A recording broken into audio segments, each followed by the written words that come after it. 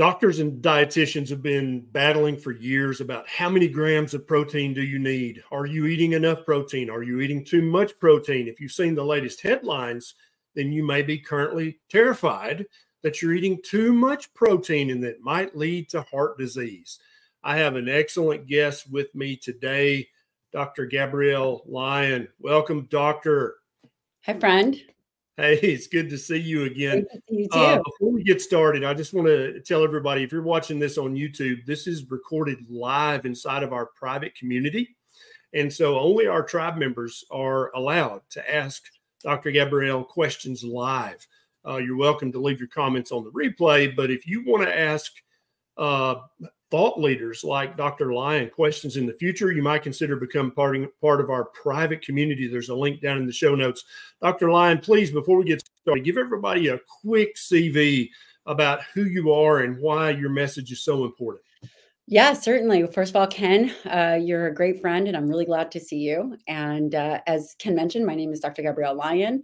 They always say that physicians are not trained in nutritional sciences. I happen to have been professionally trained for 7 years in nutritional sciences. I've trained under Dr. Donald Layman, who is a world-class researcher in protein.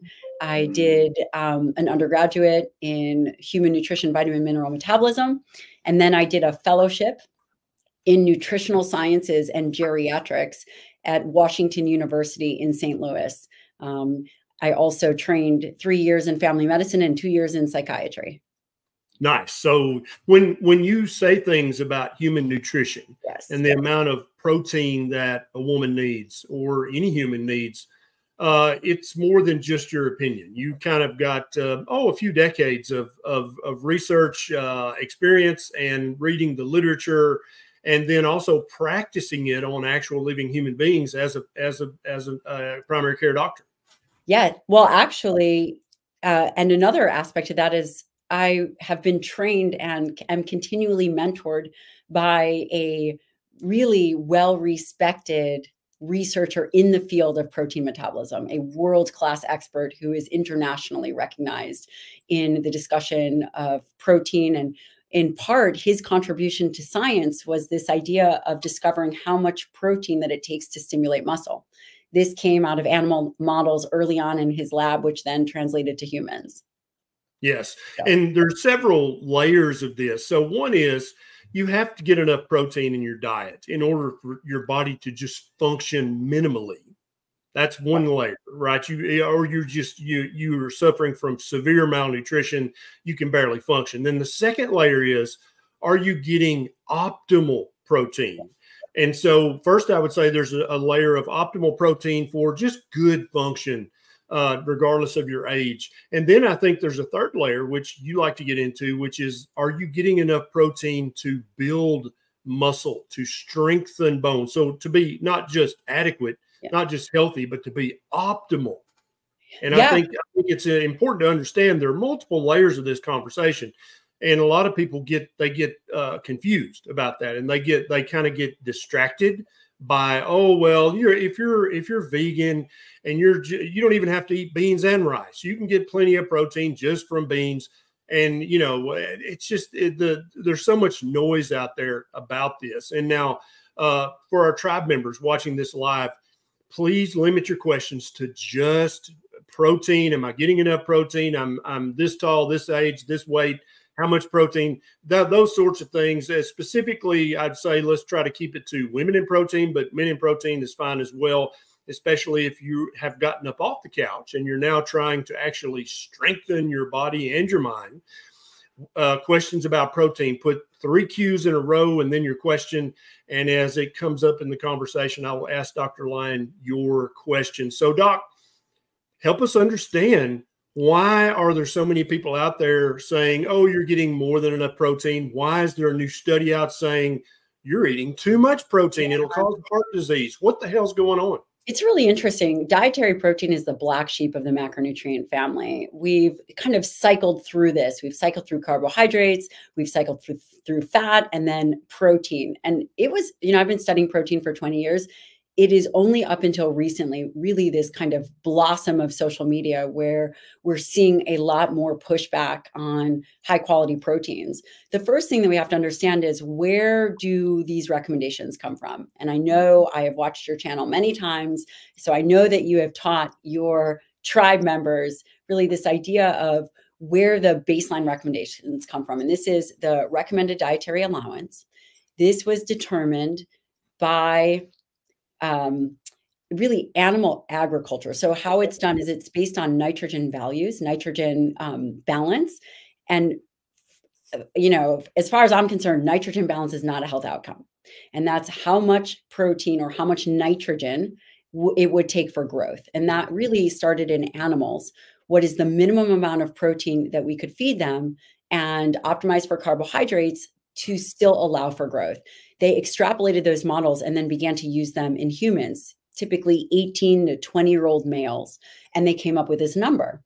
Now, it's very important to understand that this number was determined to be the minimum to prevent protein deficiency. Protein deficiency, it turns out to be 0.37 grams per pound body weight. So for a woman listening, if she's 115 pounds, the minimum protein intake that she would be required to have would be 45 grams. By definition, anything below that would be considered a insufficient protein diet. Now, so let's be clear. You're saying that's that's how many grams of protein she needs to have adequate. Not even that would be the minimum. But here's the caveat. Those numbers are, number one, based on young males.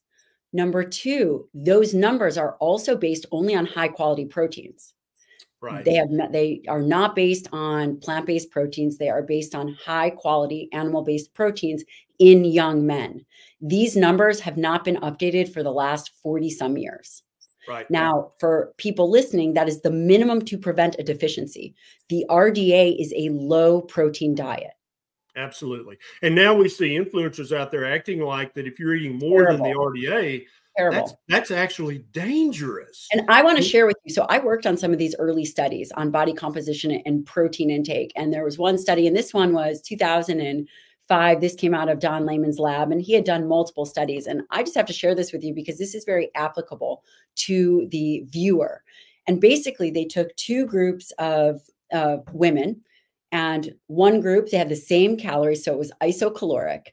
They had the same amount of calories in each group. And I pulled up these numbers for you because I just thought it would be so valuable for your viewer. They did the current RDA of 0.8 grams per kg or 0.37 grams per pound. And then they compared this in an isocaloric group with a high protein, which is double the RDA. That also, by definition, would not be considered high. By definition, if you double it, that would be considered moderate. And that comes out to 0.7 grams per pound of body weight. And what they found was the low protein group, which was essentially higher carbohydrates, when each group lost weight because it was isocaloric, but the fat-free mass as a percentage of loss, meaning the bone, you know, we all care about osteoporosis, bone, organ, muscle, the net loss of a low protein group with no exercise was 35% of lean body mass. Now, the high protein group lost 25%, which is still a lot of fat-free mass. However, when you combined high protein plus exercise, they only lost 6% of lean body mass versus the low protein group plus exercise lost 15%. So what does that mean? That ultimately means that, number one, dietary protein at double the RDA will have a body mass sparing effect, will improve your body composition by highlighting fat loss versus skeletal muscle mass loss and other lean tissue. The winning combination doesn't have to be crazy, is movement plus moderate protein. You will lose they lost 8 pounds. The high protein, I cringe to say high protein, but in the paper, it's defined as that. The high protein group lost 8 pounds of fat versus the high carbohydrate group lost 5 pounds, 5.5 pounds of fat. And that's really important to understand, because at the end of the day, what are the outcomes that we're looking for? The outcomes that we're looking for is healthy skeletal muscle. Muscle is the organ of longevity, and that's really the pinnacle of health. We've heard this constant narrative that we have this obesity epidemic. We don't. These are diseases that begin in skeletal muscle decades earlier. And when you look at the cross-sectional area of a thigh, you know, there's a CT of a thigh. We've all seen it. Ken and I have been at many conferences together. You see this fat infiltration. As this fat infiltrates, the ability for your skeletal muscle, when you think about what are the top reasons you care about skeletal muscle, the obvious is mobility, maintaining activities of daily living, such as going to the groceries, such as carrying your children, etc. Mobility and strength. The secondary aspect, which is actually just as important, but much less appreciated, is the metabolic influence of skeletal muscle. Yeah. When you lose skeletal muscle, and we see this on bed rest studies, we see this in sarcopenia, people become pre-diabetic, diabetic, they have they have elevated triglycerides, you know, and I'm speaking in absolutes. These things are not in absolutes. The humans are complex, but from a broad understanding, ways in which we determine the health of skeletal muscle are these markers of metabolic health. So the take-home message is double the RDA would be considered more optimal for aging. And that would be double the RDA at 0.7 grams per pound body weight. To me, that's the minimum you should have. Oh, I totally agree. Let's take a real person in real life. Crystal, 51-year-old female, 115 pounds. And you touched on this. How do you know if you're getting enough protein? So what would you recommend for Crystal so that she's sure she's getting enough protein to not only continue having her ADLs be optimal until she's 105 years old, but also to have some sexy muscle, to have strong bones? Well, I love that Crystal specifies that she's 51, because around menopause is when there is a striking loss of skeletal muscle. There are changes in hormones, changes in estrogen, changes in progesterone and testosterone. These things don't happen overnight. But I will tell you, the switch to sarcopenia or sarcopenic obesity, which is the loss of skeletal muscle and the gain of body fat, this is the prime time that it happens. So for a woman who is 51, the first macronutrient that she has to hit, from my perspective and in the evidence to protect her body composition, would be the evidence would support 0.7 grams or even potentially higher. Yes. I always recommend my patients, and I talk about this in my book, Forever Strong. Again, I've been doing this for 20 years. I recommend closer to 1 gram per pound ideal body weight, because it does a few things. Number one, it protects tissue. It doesn't just protect muscle, but when you meet the needs of skeletal muscle, you meet the needs of everything else. You meet the needs of bone, you meet the needs of tissue turnover. Our body is always going through this ebb and flow of turnover. And as we age, our ability to turn over proteins decrease. For example, to give you numbers, the body may turn over between 250 to 350 grams of protein a day, yet we only eat 111 or 115 grams of protein. Your body has to be able to have the mechanisms and the capacity to turn over this protein to make sure that your liver is healthy, to make sure that you can make hormones, to make sure that you can regenerate liver, gut, skin, etc. So the efficiency of protein turnover declines. So for Crystal, if I was Crystal, my goal would be 115 grams of protein a day. I would start there. And then carbohydrates, depending on if she is metabolically healthy or not, you can throw in some carbohydrates that can come in fruits and vegetables, depending, and then fat can fall where fat falls. But the primary way in which you know if you're eating enough protein is you do have to track initially so that you can understand and at least get a number, because otherwise you're just shooting in the dark. Yeah, I totally agree. And my standard advice when people ask me this question is I tell them it's somewhere between a gram of protein per kilogram of ideal body weight up to a gram per pound of ideal body weight, somewhere in there, which is, first of all, not infinitely better than the RDI, but it's way the hell better. And then also, anybody who's afraid of too much protein, you're never, ever going to get too much protein with that recommendation. Am I lowballing this? So let's talk about that. There is Yeah. no evidence to support dietary protein upper limit. So we need a mechanism of action. What is the mechanism of action?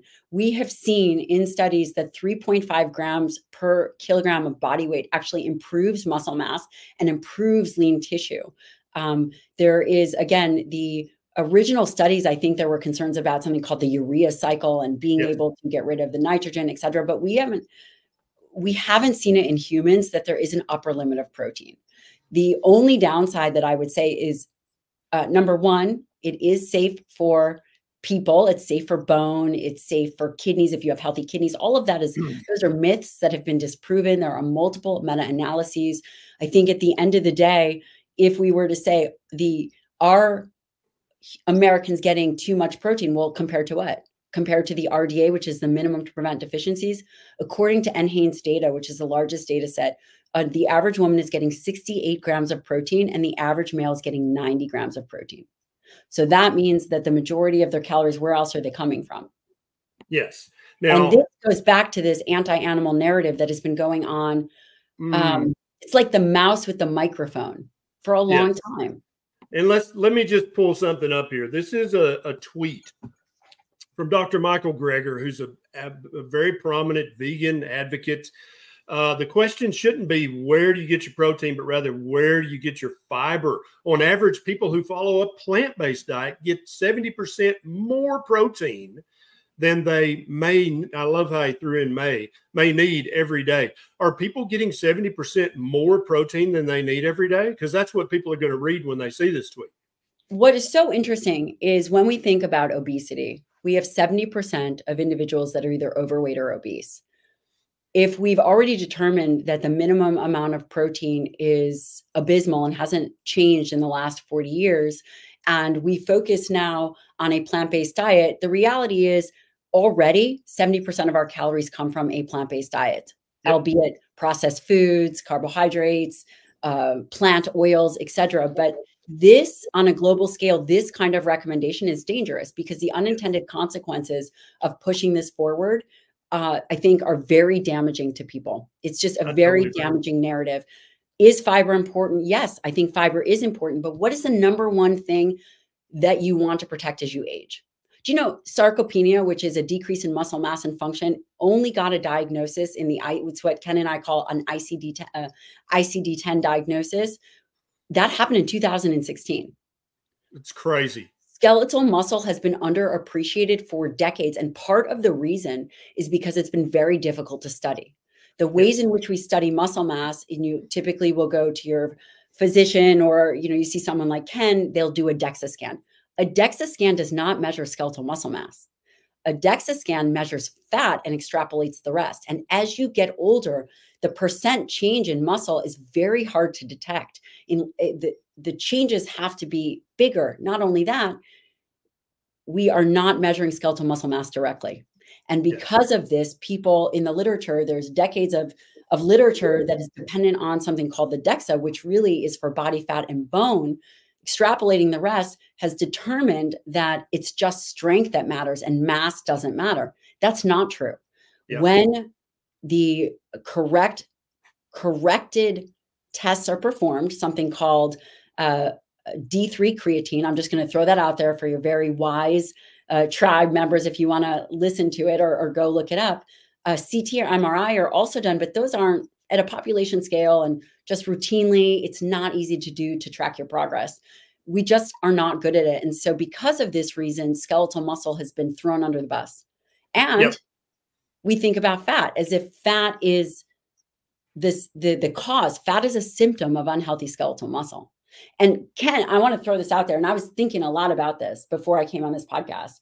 If fat was the problem and 70% of people are obese or overweight or obese, why is it that only 12% have diabetes? Yeah. And I think the number, if you count the undiagnosed, I think it's way more than 12%. If you talk about metabolic syndrome, hyperinsulinemia, and prediabetes, I think it's way more than 12%.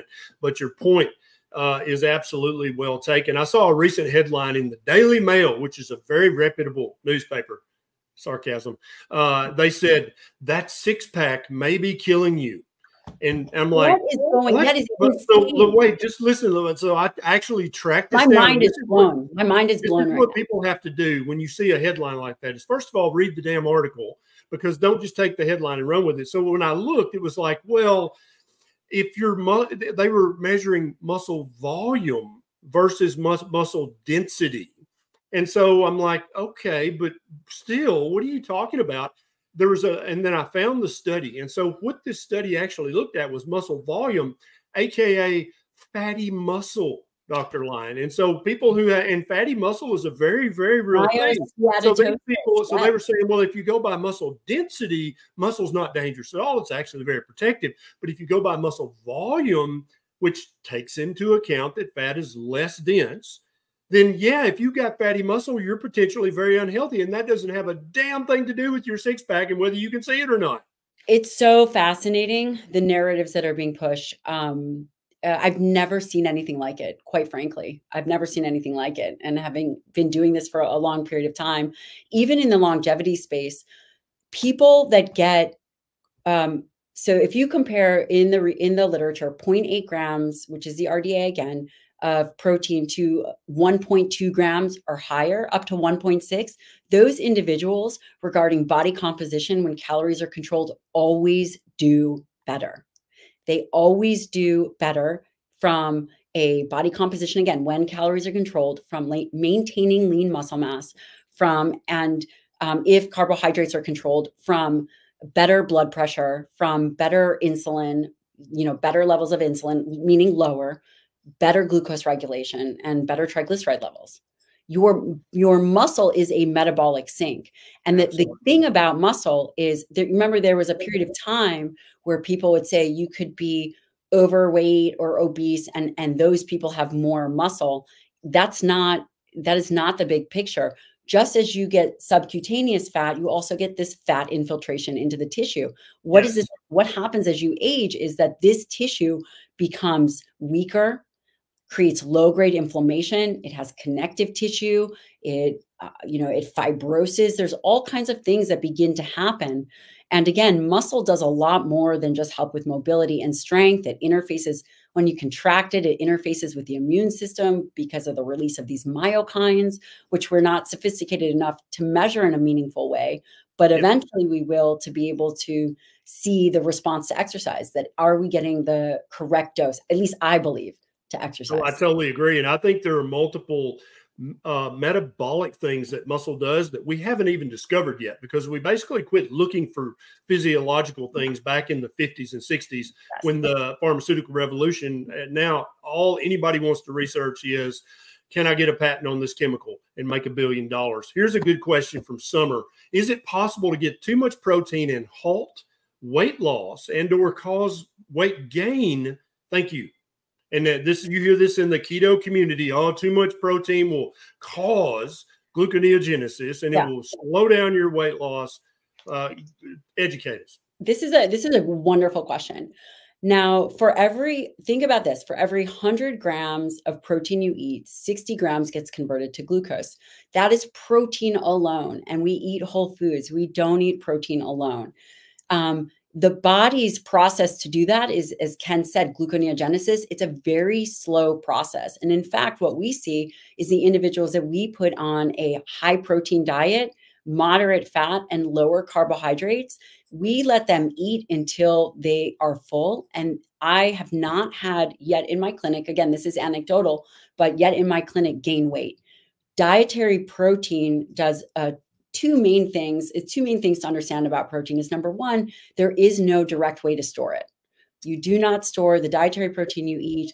Skeletal muscle is a reservoir, but it's not as easy to store as, say, fat, or, when an individual has too much blood glucose, to remove that blood glucose. Protein doesn't have that same impact. The other thing that protein does is there's something called this thermic effect of food, or thermic effect of feeding. And we've seen this in the data. As individuals increase their dietary protein, when calories are controlled, it bumps up the net loss of calories. So for example, if you were to think of 100 calories of pure protein, and the body will net roughly 80 calories because it will take 20% of that energy to, what we believe, myself and Dr. Donald Layman, is turn on this muscle machinery. So it's actually this muscle protein synthetic effect, because as we age, there's only two ways to stimulate the health of skeletal muscle. Number one, exercise, and number two, diet. Yes. The thing that 100% of people do is they eat food. Sure. And so we have to get that low hanging fruit correct.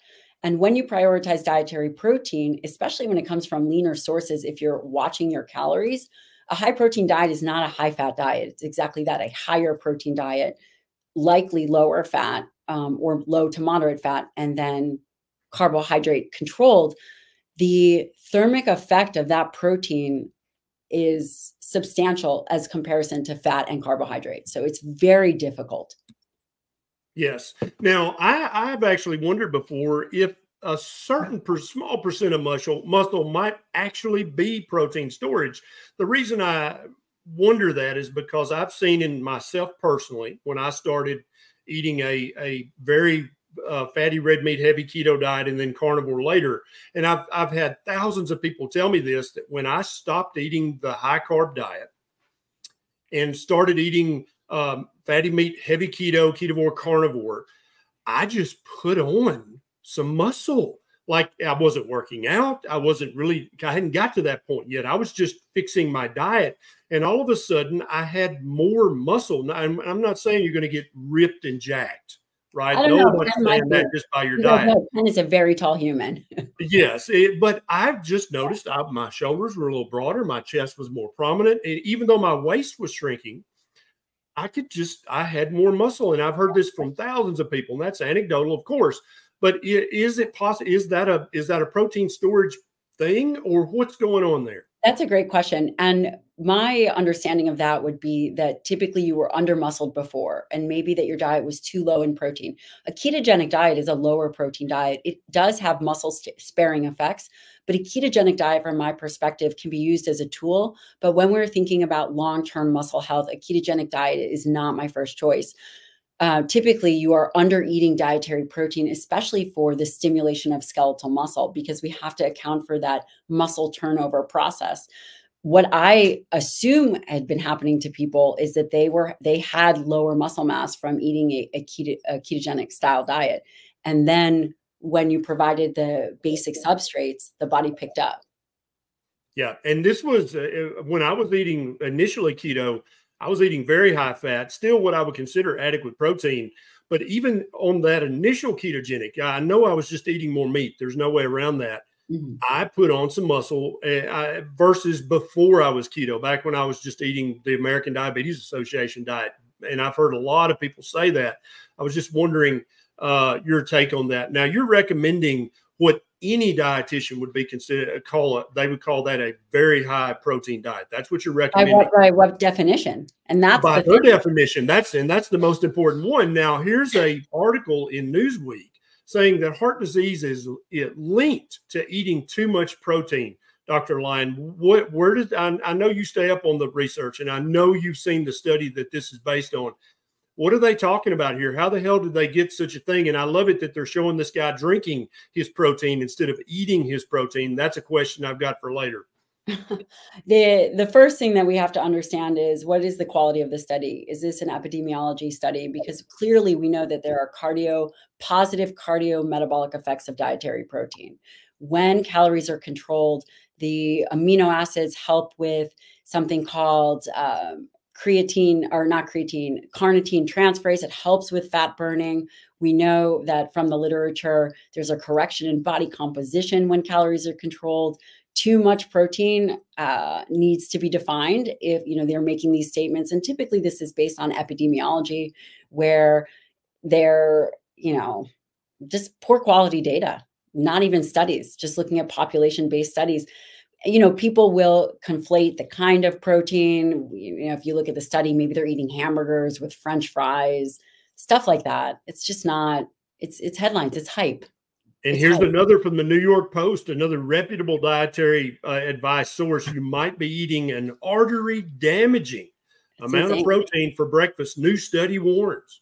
You know, it's so interesting. If we were to take a step back and we think about what are the causes of these metabolic conditions that could potentially cause cardiovascular disease, insulin resistance, Alzheimer's, the underlying metabolic issue is typically overconsumption of foods and typically processed carbohydrates and fats, right? What would be the mechanism of action of dietary protein? I just need to know where the mechanism of action is of dietary protein. Now, are you talking about a high saturated fat diet with too many calories? Maybe for some people, it's probably a small percentage of the population. Maybe for some people, but saturated fat and protein, these are two separate things. So I need a mechanism of action. I totally and not only agree. that, if you go back to the literature, you see that there are positive changes with like I said, double the RDA, which then would be considered a more moderate protein diet. Yes, I totally agree. Okay, here's a question from Neil, one of our coaches inside of our private community. Does it matter if you eat protein before or after a workout? Any optimal time frame before and after exercise? This goes into protein distribution. And I know Neil didn't ask this question, but the first meal of the day, whenever you decide to eat that, that's actually the most important because you're coming out of an overnight fast, whether you're fasting, etc. But that your muscle is primed for nutrients at that time. So that first meal of the day should be between 40 and 55 grams of dietary protein. Because remember, like Crystal, who was 51, the efficiency of muscle, skeletal muscle is a nutrient sensing organ. The efficiency of sensing these amino acids, which is essentially what protein is, diminishes as we get older. There's more insulin resistance, etc. So the first meal of the day is most critical. Then if you train, if someone is healthy and young, it doesn't matter when they are consuming their protein. If someone is in a catabolic state, if someone is older, if someone has chronic inflammation, could there be benefit to consuming protein after a meal? The answer to that would be yes, in my opinion. Now, the data will say what matters most is this 24-hour period. I can appreciate that. There's also evidence, Katstanzos and others, that will show resistance training followed by dietary protein allows muscle to respond like a youthful muscle. So you get the same anabolic response. Is it necessary? I would say number one, if you have a chronic condition, or number two, if you're eating a lower protein diet, then this is the time that I would say you could increase your dietary protein following exercise. Got it. I love it. So for all of these kinds of questions, what's the recommended amount of protein per day for older men, say around 58?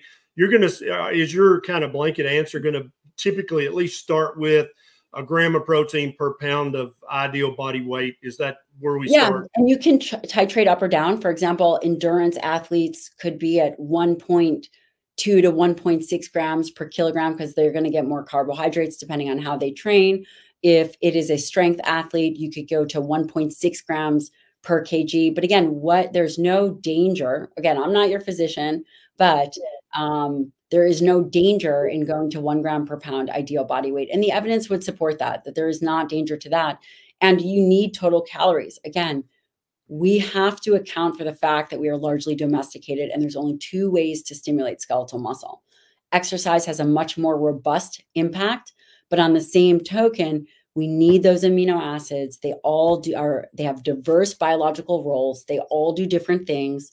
When you eat high quality protein and you target muscle, you get all the other benefits. For example, there's threonine, which is another amino acid, and that is a precursor for mucin production in the gut. There's tryptophan for serotonin. There's leucine for skeletal muscle, and the list goes on.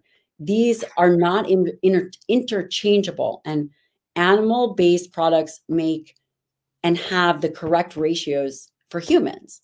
Could you do it on a plant-based diet? Potentially you could.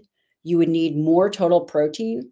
But I also believe, so the data would suggest that if you are young or you are vegan or vegetarian, could you get enough protein? Yes, you would likely need anywhere between 30 to 45% more total protein. But the thing is that's short-sighted, because what about things like creatine, B12, zinc, iron? 40% of women, pregnant women ultimately become anemic. The majority of those anemias are iron deficiency anemia. Yes. Carnitine, carnosine, iodine, B12, literally the list goes on and on. Yet we see Dr. Michael Greger says that eating plant-based diets average about twice the estimated protein requirement. Again, he's saying that.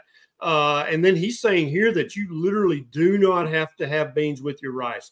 That myth that the protein from plants are incomplete was debunked decades ago. What is he talking about here? Has that been debunked? Can you just get enough protein from rice only? No. Let's just take so the it's so funny because these are not emotional conversations. These are hard, fast biological numbers based on amino acids, and the quality of the amino acids, the quality of the protein is very low. Could you overconsume quinoa and get enough amino acids to equal a chicken breast? Totally.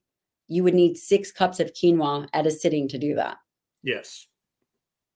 That's carbicide. That's metabolic suicide. Absolutely. Yeah. And so if you were to try to get enough, to get all your amino acids and get adequate usable protein, how many cups of rice would you have to, I mean, that's a lot for rice. Nothing that would be healthy. Right. When we think about when we think about carbohydrates, I cap my people at 50 grams. That would be max, because glucose disposal. We have to understand that the average American eats 300 grams of carbohydrates. The RDA is set at 130 grams of carbohydrates per day. And this includes the, enough, quote, carbohydrates, which, by the way, there has never been a known amount of essential carbohydrates. True. They pick this number based on what they calculated as an obligatory use for brain and organ, muscle. Which, by the way, muscle completely discounting gluconeogenesis. They didn't even factor that in. And so the 130 grams of that they recommend, even the institutes of medicine say there appears to be no lower threshold of safe, including 0 carbs a day. And so this is an arbitrary number, 130 grams of carbs a day. But you're right, the average adult in the United States is already eating a plant-based diet. As you intimated earlier, 70% of their energy is coming in the form of plants.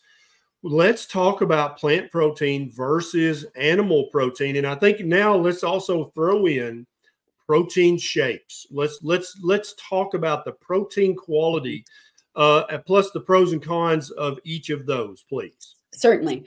Now, this is interesting because a lot of the literature on protein is based on either whey proteins or these amino acid mixes. And I appreciate that because it gives us a sense of what these protein shakes are going to do. Because again, a lot of the literature is either whey protein or these amino acid mixes. I'm going to start with my favorite. My favorite is whey protein. And you can actually use a whey protein isolate, and it has other bioactive molecules in it, like alpha-lactalbumin, lactoferrin, things that potentially are good for the gut and the immune system.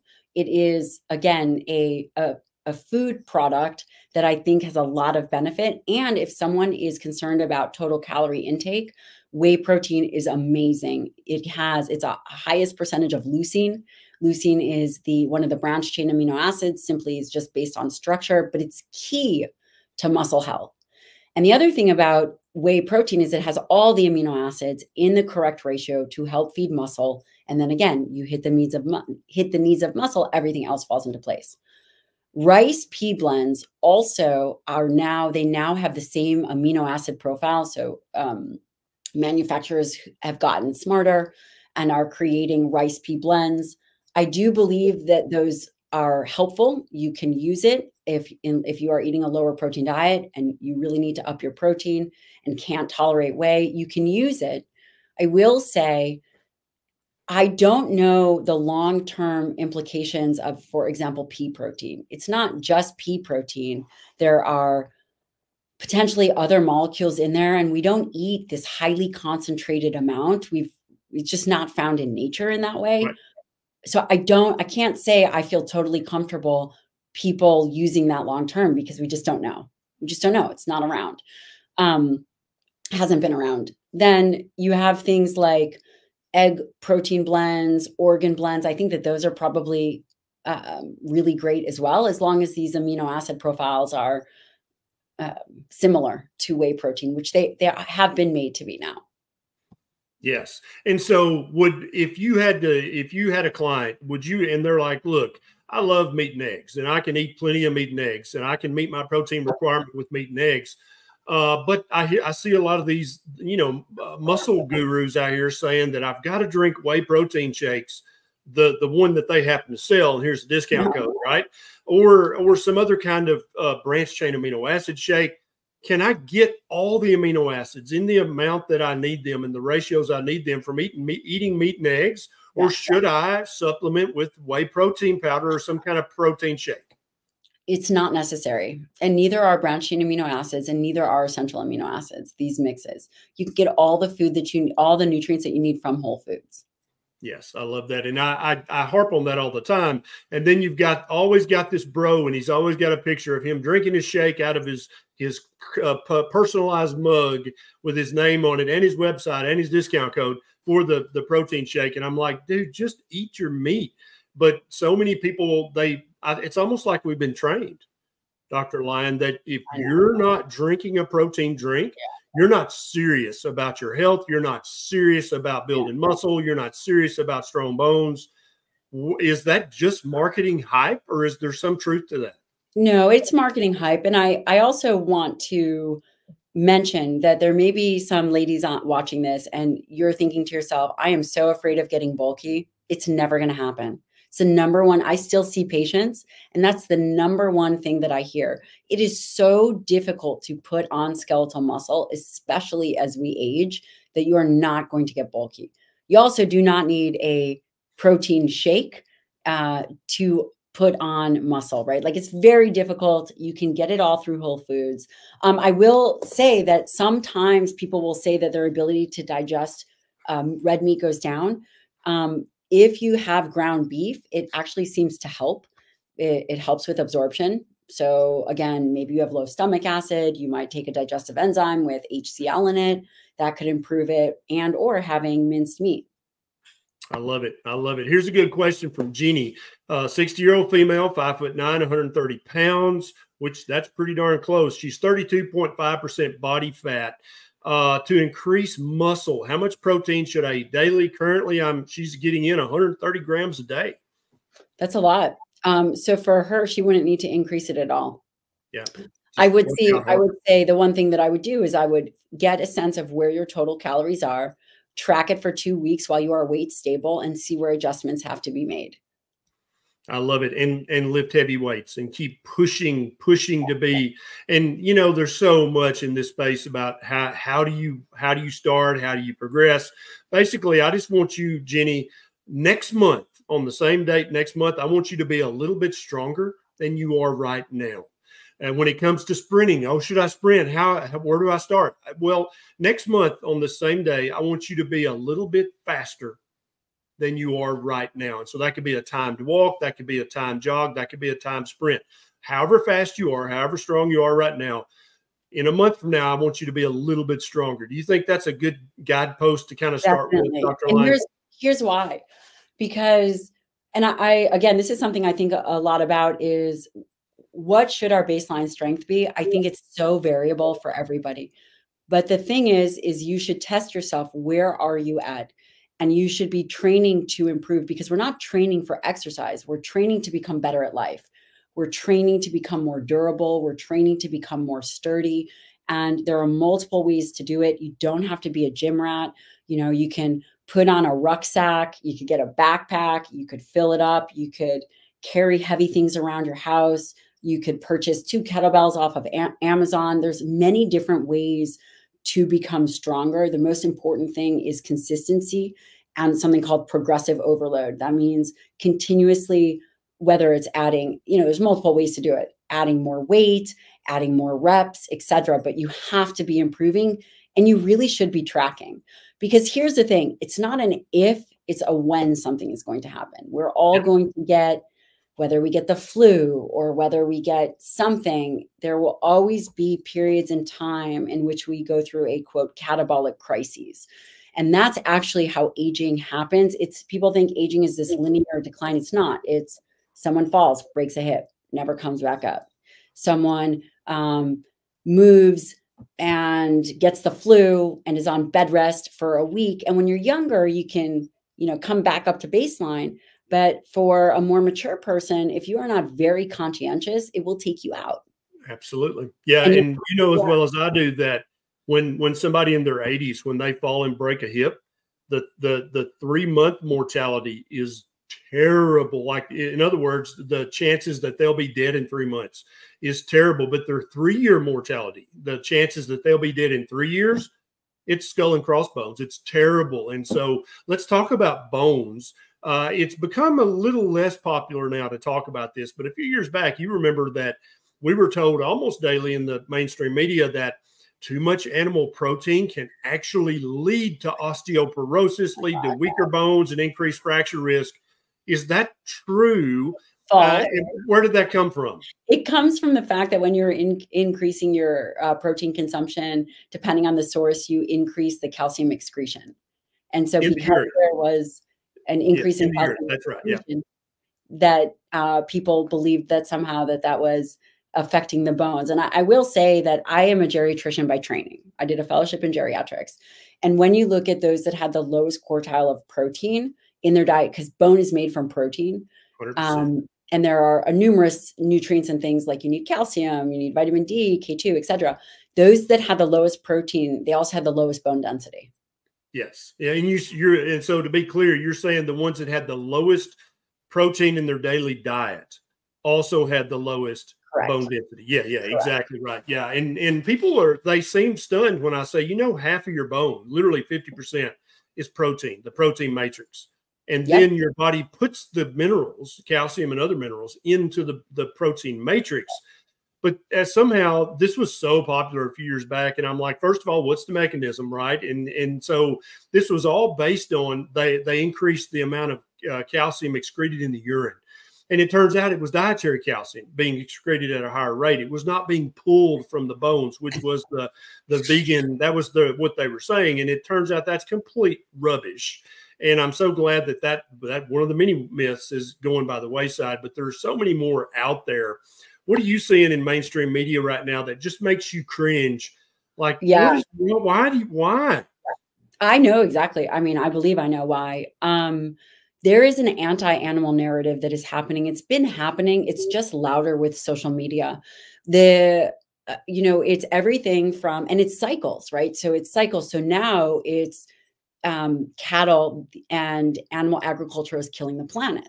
It is a total smokescreen for the fact that 80%, especially, first of all, US's cattle production is down. Our beef consumption is down, 40% since 1970?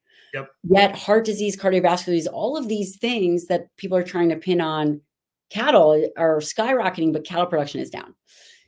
It is a smokescreen. You could go vegan for 2 years and take one transatlantic flight, and that would just equate out to the same amount of greenhouse gas. Or, again, greenhouse gases is kind of complicated, or carbon footprint. It is very complicated, but 80% of greenhouse gas, and this is according to the EPA, Environmental Protection Agency, 2017, I think is the last time. I haven't seen any updated numbers, but 80% of greenhouse gas was electricity, transportation, and industry. Sure. 9%. 9% was agriculture, but that's collective agriculture. Right. Collective agriculture, including crops, including dairy. Beef is maybe 3.9%. Yes. And let's say you eliminated, you went meatless Monday, or you eliminated all the cattle, you still have to make up for that protein source in crops, which, by the way, when we waste food, if you go into your cupboard or you go into your fridge, what are the foods that you waste? You waste fruits and vegetables. People don't waste and throw out meat. All of that contributes to landfill. Absolutely. And so in our house, we have zero food waste because we have chickens in the yard. Incredible. And so when we have those strawberries that get moldy, or that, you know, if Nisha's eating a little bit of veg here and there and it gets moldy or goes off, we give it to the chickens and they turn it into eggs. And so it turns right back into highly absorbable, usable fat and protein. Stephanie's got a great question here. Oh, I think, did I miss it? No, yeah. Oh, here it is. Okay. Stephanie, I am overweight, 5'2", 175 pounds. Is 175 grams of protein a day? Is that too much for me? Is that dangerous? It's not dangerous. It's too much for you though. So what the key here is you have to figure out what your goal weight is. And if your goal weight is, if you feel you're overweight 175 pounds and your goal weight is 150, I would design a diet with the mark of 150, 150 pounds. And so that's how you would want to identify that. And for you, if you're overweight, then this is where carbohydrate restriction would be beneficial, and figuring out, you know, what your total, and listen, there's a lot of talk. Do calories matter? Do most people track calories? They don't. I put this all in my book, Ken, Forever Strong, which is back there. Actually, Ken, you got an early copy of my book. You were one of the first people I sent my book to. Yeah, it's a great book. It's a great book. Any woman in the world, if you want to go into your 40s, 50s, 60s, 70s, and beyond, being sexy, being strong, being fast, being mentally fast and strong as well, Forever Strong, 100%. You got to get this book. I'll put a link down to it in the show notes as soon as this live is over. So you want to hear the new book that I'm going to write with what we're seeing now? Is going to probably be called Marginally Weak. Marginally Weak. I mean, that's my next book, just to deal with all the stuff that we're hearing and trying to protect people from. So again, I covered in my book on how you can design something. I'm giving you a general recommendation, but how you would design it is you would look, some people are more carbohydrate tolerant, some people are more fat tolerant. If you're already overweight, I would do 150 grams. I would distribute it depending on how you're going to eat it. So you're going to hit that first meal of 50 grams, the last meal of 50 grams. Maybe you'll throw a middle meal in of 50 grams and call it. And then if you're going to have carbohydrates, depending on your carbohydrate tolerance, depending on what you're doing now, you could potentially go to 100 grams of carbs and split it mostly from fibrous vegetables, etc. I love it. Should we start the hashtag Only Meat Monday, Dr. Lyon? I love that. I think Paul Beater's onto something here. I think we should all start using hashtag I have never Only heard Meat Monday. that. I've never heard that.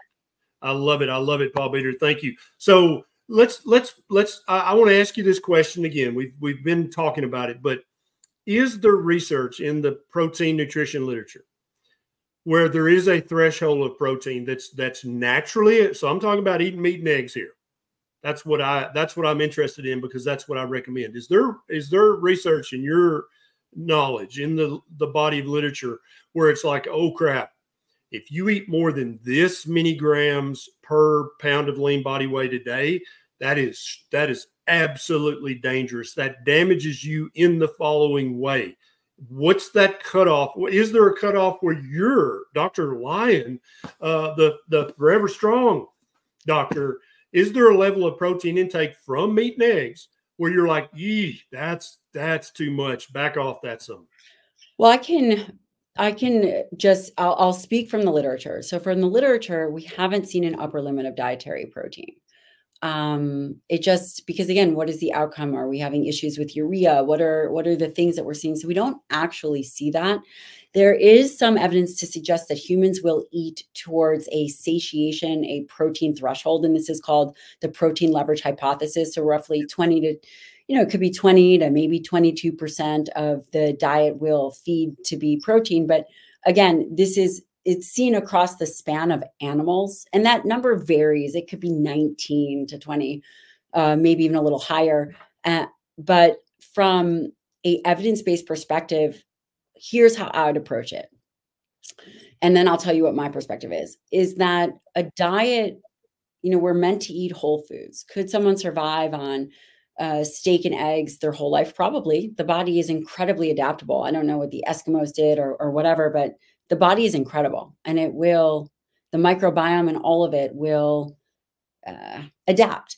The other piece to that is I do believe that there is benefits to fruits and vegetables. I think that there are phytonutrients just as there are other nutrients in red meats like serine, creatine, all of the things that you had mentioned.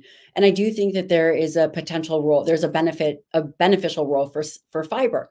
I also believe that people can eat in a cyclical way. In the summer, maybe you're having more fruits and vegetables, whatever is growing, you're training a lot, maybe your appetite is down.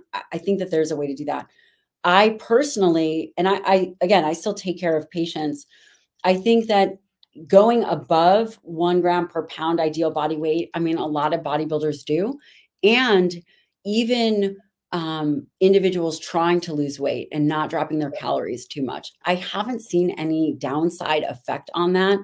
I probably wouldn't go above 2 grams per pound just because, I mean, you still have to fit in other foods if you want. Again, exactly. There was a recent study that was making the rounds on social media lately, because, you know, we've been told for decades that the human body can only absorb 30, 40 grams of protein from any one meal. And that was considered gospel by many health influencers out there. And then there's this new study, I'm sure you're aware of it, that came out that's like, actually, we can't really find an upper limit of the amount of protein that you can absorb from one meal. Break this down for us. So this is, first off, actually, I did a review on this on my YouTube. If you can link it, I did a full review on this paper. And this was a paper out of Van Loon's lab. And people should know that Luc Van Loon is one of the foremost protein researchers. He is very good friends with Don Layman. They've collaborated on papers. And I think it's important to understand that there's a few things that are not ideal about the study. For example, they used casein. Casein is a very slow absorbing protein with a different leucine amount. And so you wouldn't see, and it was a graded, it wasn't really graded. It went from 0, or it was from 50 grams to 100 grams of protein. Between 50 and 100, you are not going to see an increase in, you would not anticipate an increase in the change in absorption or muscle protein synthesis. If you had gone from 30 to 50, you might. But from 50 to 100, the setup of the study wasn't done in an ideal way because you're not going to see a difference. And so that was kind of extrapolated to be that there isn't an upper limit. There is likely an upper limit. You will absorb everything that you eat but from a muscle perspective, upwards of 55 grams of protein.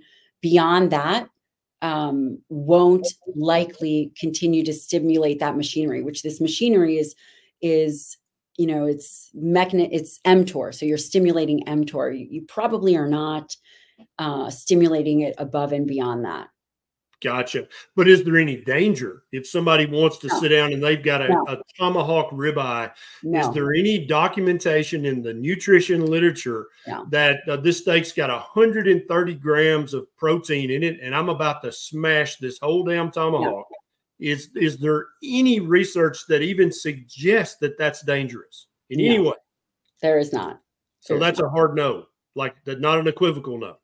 That is a hard no. There is no research that would. Enjoy your tomahawk, my friends. Enjoy your tomahawk. I have a tomahawk, but again, this group is a really excellent group. They also used exhaustive exercise. I believe that the participants were untrained, so there was things in the study that I think that there were some pretty bold statements made, but overall, the group is just phenomenal. Excellent. Dr. Lyon, this has been amazing. Tell everybody where they can find you if they were particularly touched by your style, and where they can follow up with you. Well, first of all, Ken, thank you so much for having me. I'm hoping that you will join me on my podcast. I have a great, you guys have to encourage Ken to do that. I have a podcast called the Dr. Gabrielle Lyon Show. I also have a YouTube channel. It's not nearly as exciting as Ken's. Ken is a hard act to follow. I have a website, which is drgabriellelyon.com. And we also have a community. I've never done it before. We have a community You can find all that information on my website. We have a great newsletter where we break down some of these studies. We do see patients virtually. What else am I missing? I have a great book called Forever Strong. Yes, you do. Link in the show notes. So those are all the things. Another book coming out soon called what would you say? Marginally weak. I'm just kidding. Marginally weak. No, because that's nobody's goal. Nobody's goal is to be weak. Nobody's goal is to have fragile bones and to have a higher body fat percentage than they have a muscle percentage. Nope, that's nobody's goal, yet so many people suffer from it. If somebody's sitting here watching this right now, sitting in a recliner, ding dongs in this hand, Pepsi Cola in this hand, and they're like, okay, damn, this sounds important. What's your first 3 recommendations to our friend Bubba sitting in the recliner with his ding dongs and Pepsi? What's the first few steps? The first step is get up and move. You do not want your muscle looking like a marbled steak. If you are sedentary and quote healthy, there's no such thing. There's no such thing as a sedentary healthy individual. Get up and move. Get up and do some 10 air squats every hour. Get up and go for a walk. Move your muscles. Stimulate that tissue, empty the tank of glycogen, and get going. Number 1. Number 2, high quality dietary protein, really focusing on that first meal and that last meal of the day. Number 3, know your weaknesses. Prepare for them. Know that if you have not started an exercise or diet program, that you are going to try to talk yourself out of it and execute anyway. You have to know your human weaknesses because humans are predictable. And you said earlier, but I want you to say it one more time. Women, if they are lifting weights and eating meat and eggs, they do not have to worry about looking like a Russian bodybuilder. Is this correct? No, it is so difficult. It is so difficult. And plus, you probably have to have a few well-placed injections to get that kind of physique anyway. So, Dr. Gabrielle Lyon, thank you so much for doing this. I got all our links down in the show notes, guys, if you want to check her out more. And I'm going to be trying to figure out a way I can get to Houston, Texas, and be on this podcast. Thank you, doctor. Thank you, sir. Thanks so much. Bye-bye.